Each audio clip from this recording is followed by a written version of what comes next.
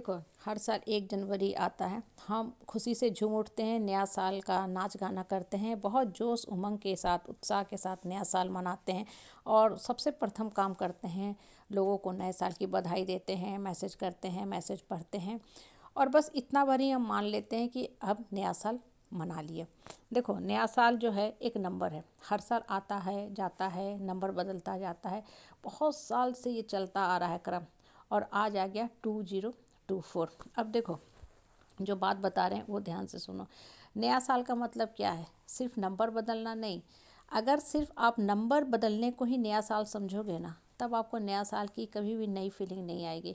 इसलिए होता क्या है ना, लोग 31 दिसंबर बहुत जोश और उमंग से नया साल का स्वागत करते हैं, गान गाते हैं, नाच गाना करते हैं, झूम उठते हैं और हुर्रे के साथ नया साल मनाते हैं।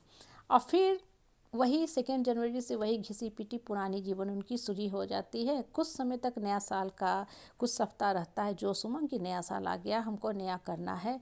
और जो हम रेजोल्यूशन सेट करते हैं, कुछ दिनों कुछ महीनों तक उसको याद रखते हैं, उस पर चलते हैं। लेकिन धीरे धीरे धीरे फिर से वही ऑर्डिनरी मंडेन लाइफ शुरू हो जाती है। कारण क्या है? कभी सोचते हो? स्थिर से बैठो, अकेले बैठो, शांत बैठो, इस नए साल पे ना सिर्फ और सिर्फ ऊपर वाला से बात करो, फिर आपको समझ में आएगा कारण क्या है। कारण है, हम कभी अपने सोच को नया नहीं करते हैं। पुरानी विधि विधान से नया साल मना रहे हैं। Happy new year, happy new year कहते आ रहे, बचपन से सुनते आ रहे, सुनते सुनते आज उम्र का ये पड़ाव आ गया। आगे भी यही कहते रहेंगे। अगर अपने सोच को परिवर्तित नहीं करेंगे तो यही क्रम चलता रहेगा, और यही क्रम के साथ हम भी चले जाएंगे, और फिर इसी क्रम के साथ हम नीचे भी आएंगे। कहने का मतलब क्या है कि नया साल मनाओ, जोश उमंग से मनाओ, पिकनिक मनाओ, पार्टी करो, नाच गाना करो, सब कुछ करो। लेकिन सबसे पहले अपने सोच को परिवर्तित करो। जब तक सोच परिवर्तित नहीं होगा ना, जीवन कभी भी आपको परिवर्तित नहीं नज़र आएगा, और जीवन में लगेगा अरे जीवन क्या है, बस खाओ पियो सो। एक घिसी पिटी जीवन हम जी रहे हैं, बस चल रहा है, बस जीवन चल रहा है। बहुत लोगों के मुख से यही बातें, यही आंसर ही हमेशा निकलती है। कारण क्या है कि वो कभी अपने मन के अंदर जो सोच चल रहे हैं, बरसों से जो नकारात्मक सोच, नकारात्मक इमोशन भरे हैं, जकरे पकड़े हैं, उसको कभी भी निकाल के उखाड़ के फेंकने की जो हिम्मत है, ताकत है, स्ट्रेंथ है, नहीं ला पाते हैं। तो 1 दिन 2 दिन नया साल का जोश उमंग रहता है, उत्साह से मनाते हैं।